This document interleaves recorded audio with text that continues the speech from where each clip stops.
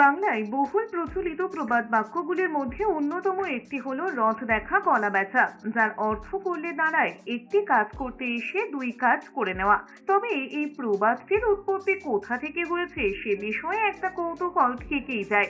আক্ষরিকভাবে রথ দেখা ও কলা বেচা কি জিনিস তা খুঁজে পেতে গেলে আসতে হবে মাহেশের রথযাত্রা উৎসবে। মাহেশের রথযাত্রার দিন বহু মানুষ সেখানে আসেন শুধুমাত্র চিনি কাঁঠালি কলা বিক্রি করতে। যে সমস্ত ভক্ত সমাগম সেখানে থাকে তারা সেই কলা কিনে রথের দিকে ছোড়েন। এটাই নাকি প্রাচীন প্রথা। সেখানেই দেখা যায় কিছু মানুষ তারা ছোট ছোট কাঁঠালি কলা ঝুড়ি করে নিয়ে বিক্রি করছেন। সেই কলা পুণ্যার্থীরা কিনছেন এবং ঠাকুরের কাছে দেওয়ার জন্য সেগুলো রথের দিকে ছুড়ে দিচ্ছেন। এই রকমই একজন বিক্রেতা হলেন জ্যোতি চক্রবর্তী। তার 18 বছর বয়স থেকে মাহেশে আসছেন কলা বিক্রি করতে। এখন তার বয়স 52। 10 টাকায় 3টি করে কলা বিক্রি করেন তিনি। সেই টাকা দিয়ে তার যা উপার্জন হয় সেই দিয়েই তাদের রথের মেলা দেখা হয়ে যায়।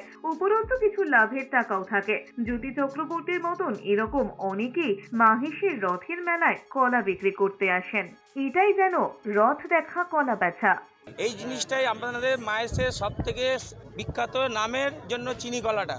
এই চিনি কলাটা আপনারা কিনে সবাই মিলে ছোড়ে, তার জন্য এটাই বিখ্যাত চিনি কলাটা। এটা চিনি বাঁধা থাকে সবকটার মধ্যে। আগে হতো পান দিয়ে, এখন যা তো পানের দাম বেশি তাই জন্য কলা পাতা হোক যে কোনো পাতা দিয়ে চিনি কলাটা বাঁধা হয়। এটা বিক্রি করলে আমাদের দুটো পয়সা হয়, তার জন্য বিক্রি করি। তারপরেও এটা আপনাদের জগন্নাথের একটা মহিমা আছে যে এটা প্রসাদটা দিলে মানুষকে এটা পূর্ণ হয়। এটা আমার মতো না, আরো অনেকেই ছেলে বেচছে।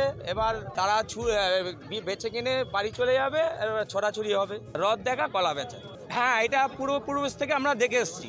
আমার বাবারাও বলতেন এটাই ঐতিহ্য আমাদের মাছের রথে। জগন্নাথের প্রিয় হচ্ছে পেঁড়া আর চিনি কলা। রথের মেলা আসলেই কলা যারা বিক্রি করে তারা চলে আসে দূর দূরান্ত থেকে। আর মিষ্টির দোকানে এই রথের সময় শুধু মায়ের অঞ্চলে এই পেঁড়া প্রত্যেকটা দোকানে বানানো হয়। মানে এলাম, রথও দেখা হলো, কলাও বেচা হলো, পুঁজিটা উঠলো, লাভও কিছু হলো। দুটো কাজ একসঙ্গেই। রথও দেখা কলা বেচা দুটোই সমান, এই জন্য এই কথাটা চলতি হয়। একটা জনশ্রুতি আছে, এটা শুধু আমি আমার বাবার কাছে শুনেছি, তারও কাছে শুনেছি আমি।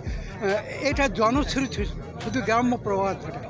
অনেক সময় কপর্দক শূন্য হিসেবে যে আমি রথে যাব, আমার কাছে অর্থ করি নেই, কী করে যাব, এরও একটা দিক আছে, আর্থিক দিকও আছে কলা বেচাটা। অনুরূপভাবে এই রথযাত্রা এবং রথের যে দর্শনটা, ঈশ্বর দর্শন, সব কিছুই হবে। কপর্দক শূন্যভাবে আসা এবং যাওয়া দুটো কাজই হবে, সঙ্গে ব্যবসায়ী হবে, এটাই মুখ্য উদ্দেশ্য। হুগলি থেকে সুমন করাটের রিপোর্ট, এস নিউজ।